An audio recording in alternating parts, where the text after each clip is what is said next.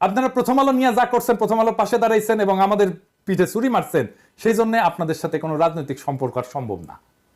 আমি প্রথম আলো ডেইলি স্টারের সাথে যারা লতকালতকি করে তাদেরকে এলাই বা সহযোদ্ধা মনে করি না, তাই গুড লাক। আমার দর্শকদের বলি, ভয় পাবেন না, দেশের সামনে সংকট আছে, কিন্তু আমরা একসাথে পাহাড়ের মতো অটল দাঁড়ায় থাকবো মাতৃভূমির রক্ষায়। ফ্যাসিবাদ কোনো রাজনৈতিক দল তাড়ায় নাই, ছাত্র জনতা তাড়াইছে।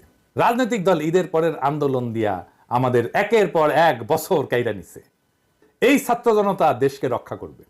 রাজনৈতিক দলের কাছে দেশের নিজের ভাগ্যকে আমরা বন্ধক দেব না।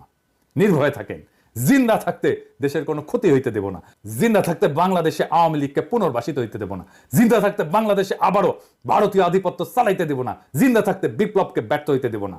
জিন্দা না থাকলে কোটি কোটি পিনাকি, কোটি কোটি ইলিয়াসেরা জন্ম নেবে, কোটি কোটি আপনাদের মতো বীরেরা জন্ম নেবে।